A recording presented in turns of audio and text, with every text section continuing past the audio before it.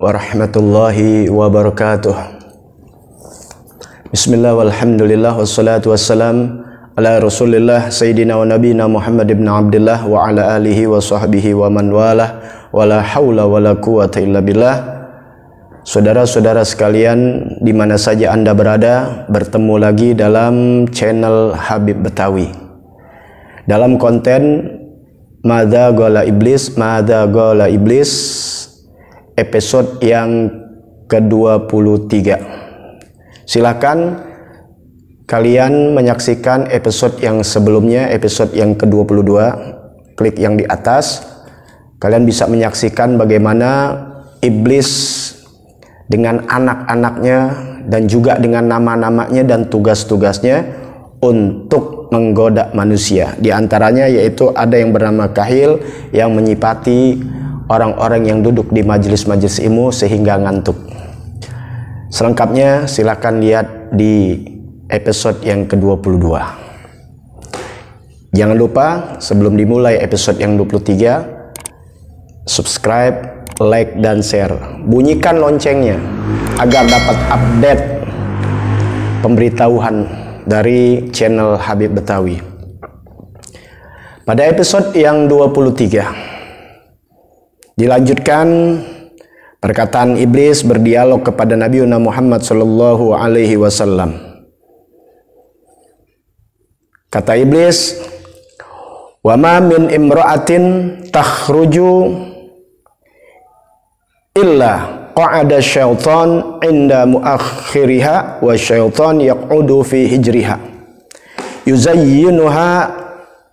yuzayyinaniha lin nadhirin." Tidaklah seseorang perempuan dia keluar dari rumahnya terkecuali syaitan duduk di mana belakangnya, di punggungnya atau di bokongnya, dan juga syaitan yaqudu fi hijriha, dan juga duduk di pangkuannya. Ini iblis yang mengatakan. Dia punya anak buah yang bernama syaitan. Sang iblis mengatakan tidak ada seorang perempuan keluar dari rumahnya melainkan ada syaitan yang mengikuti, yang duduk, yang ikut di belakangnya atau di punggungnya atau di bokongnya, dan juga ada yang di depannya yaitu di pangkuannya. Yuzayyinaniha linnadhirin. Yang kedua, syaitan itu yang ada di belakang, di bokongnya, dan ada yang di depannya, yaitu membuat atau menghiasi perempuan tersebut linnadhirin, kepada orang-orang yang memandangnya. Nah, kita orang-orang laki pasti paling sedap bukan hanya muka yang dilihat. Kadang-kadang muka nomor sekian, tapi yang dilihat adalah depannya dan belakangnya, terutama pinggul atau bokongnya. Nah, itulah memang dihiasi oleh syaitan. Ya. Wa yaqulani laha, dan keduanya ini syaitan berkata kepada perempuan itu, membisikkan kepada perempuan itu, ukhruji, ya, keluarkan oleh kau yadaki, tanganmu.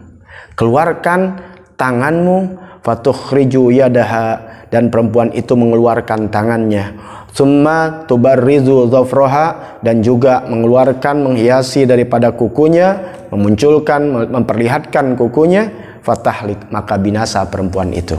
Jadi syaitan berbisik setelah dia duduk di depan dan di belakang perempuan tersebut, kemudian membisikkan agar perempuan tersebut ya memperlihatkan tangannya dan memperlihatkan kukunya. Nah, makanya ya kuku ini pun menjadi, tangan ini menjadi salah satu tolok ukur orang laki-laki, karena diperhias oleh syaitan ya untuk melihat kuku-kukunya ya. Makanya yang rapi banget ada pakai kutek, pada mediakur, pedikur.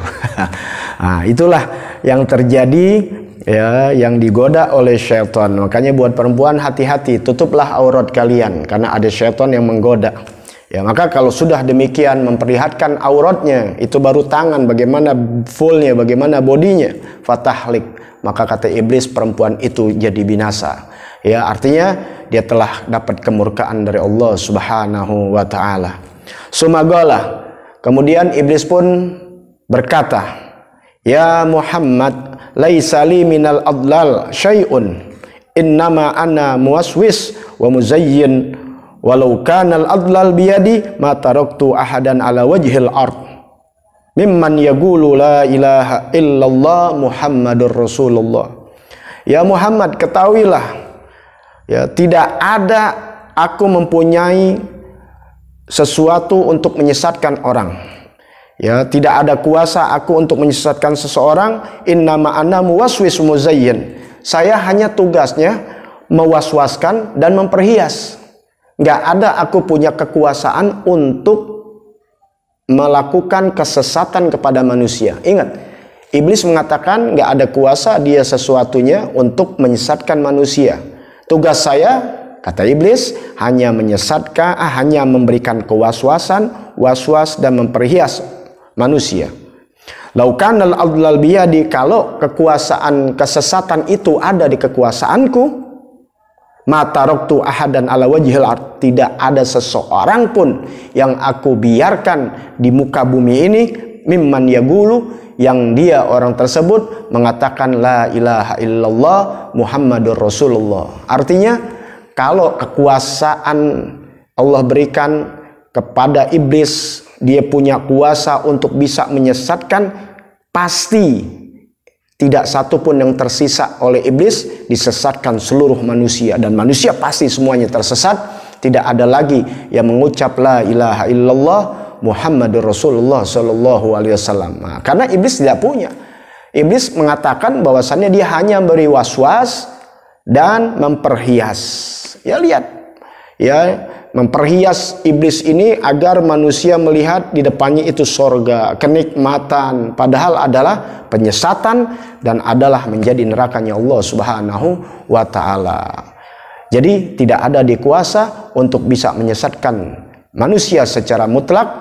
Itu adalah mutlak hak Allah Subhanahu wa Ta'ala. Jadi hanya memberi waswas, ya, kemudian memperhias. Kemudian lanjut iblis, kama annahu laisa laka, ya, wala shaiman wala musalliyan, ya, termasuk orang yang sholat, yang puasa, ya, tidak akan aku biarkan. Tidak ada satupun makhluk di dunia ini yang aku tidak akan sesatkan, melainkan semuanya dalam keadaan tersesat. Tidak lagi ada mengucap la ilaha illallah, tidak ada lagi mengucap Muhammadur Rasulullah, dan tidak ada lagi yang sholat, dan tidak ada lagi yang puasa. Tapi aku tidak punya kuasa, hanya memberi waswas dan memberikan muzayyin, yaitu memperhias. Kama annahu laisa laka minal hidayah, sebagaimana engkau ya Muhammad bahwasannya tidak ada engkau mempunyai mutlak hidayah, petunjuk, biadika, kekuasaanmu. Tidak mutlak engkau mempunyai kekuasaan hidayah. Matarokta ala wajhil ard kufron. Kalau andai kata tuh hidayah ada di tanganmu, di kekuasaanmu ya Muhammad, tidak engkau biarkan manusia di muka bumi ini dalam keadaan kafir. Semuanya pasti beriman kepada Allah Subhanahu wa Ta'ala.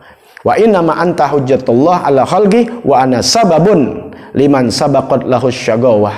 Hanya saja saya ini adalah sebagai hujjah, ya, hanya saja engkau, innama anta hujatullah, hanya saja engkau ya Muhammad sebagai hujjah Allah, ya, sebagai menjadikan dalil untuk orang berjalan di jalan Allah Subhanahu wa Ta'ala ala khalqi, atas makhluk Allah. Wa anna sababun, kata iblis, dan saya ini adalah sebagai sebab, penyebab, liman sabaqat lahu syagawah, bagi orang yang telah, ya, ditulis sebagai orang yang celaka. Saya hanya sebagai sebab. Tapi ketahuilah, kecelakaan manusia, kesengsaraan manusia, atau kebahagiaan manusia sudah ditulis di dalam Lauhul Mahfuz. Bahkan ketika di rahimnya sudah ditulis.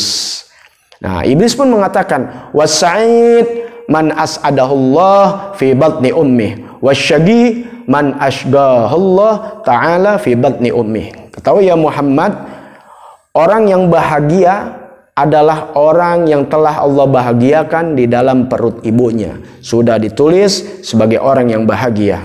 Dan orang yang syagi, orang yang celaka, orang yang ahli neraka, maka Allah telah, ya, tulis kecelakaannya ini, kejahatannya ini ketika di dalam perut ibunya. Bersyukurlah kalian, ya, Allah tidak tertulis yang demikian. Dari mana kita bisa melihat alamat-alamatnya? Lihatlah kehidupannya sehari-hari. Karena seseorang yang Allah telah tentukan dia sebagai ahli surga, maka Allah mudahkan segala amal-amalnya, amalan ahli surga. Dan tapi sebaliknya, bagi orang-orang celaka ahli neraka, maka Allah kasih alamatnya, dia dimudahkan untuk menuju amal-amal ahli neraka. Sulit untuk mengerjakan amalan orang ahli surga, sulit dia mengerjakan amalan-amalan yang menjadi jalan ke surga, tapi mudah untuk ke jalan api neraka. Dan sebaliknya, orang-orang yang Allah catat sebagai orang bahagia, alamat tandanya di dalam kehidupannya, mudahnya, ringannya, mudah dan gampangnya dia untuk menjalankan apa yang menjadi menuju jalan surganya Allah, dan sangat sulit, berat dia untuk menjadikan jalan menuju neraka. Itulah iblis mengatakan ya kepada Nabi besar Muhammad sallallahu alaihi wasallam. Faqara'a Rasulullah sallallahu alaihi wasallam, kemudian Nabi pun membaca daripada gaulahu taala, daripada firman Allah Subhanahu wa taala, wala yazaluna mukhtalifina illa man rahima rabbuk. Ya, senantiasa orang selalu berselisih kecuali orang yang telah Allah berikan kasih sayangnya. Ya, orang yang diberikan kasih sayang Allah Ta'ala tidak pernah berselisih. Jalannya adalah jalan menuju surga Allah Subhanahu Wa Ta'ala, tapi kebanyakan mereka sering berselisih, sering berdebat dan sebagainya. Summa qara'a qaula Ta'ala, dan Rasulullah SAW pun lanjut membacakan ayat Allah Subhanahu Wa Ta'ala, wa kana amrullahi qadran maqdura. Dan Nabi Muhammad SAW membacakan ayat Allah Subhanahu wa taala, wa kana amrullahi qadran maqdura. Ya, dan Allah Subhanahu wa taala berfirman dalam ayatnya, kata Nabi Muhammad SAW, yang adalah ketetapan Allah itu adalah ketetapan yang pasti berlaku, yang tidak bisa diganggu gugat. Baik, lanjutannya episode yang terakhir di episode 24, saksikan nanti, insya Allah itu sebagai penutup daripada Madagala Iblis di episode yang ke-24. Saksikan tayangannya nanti. Terima kasih sebesar-besarnya. Jangan lupa di subscribe, like, dan share. Bagikan ke media sosial kalian. Dan jangan lupa agar dapat pemberitahuan terkini, dibunyikan loncengnya. Terima kasih. Assalamualaikum warahmatullahi wabarakatuh.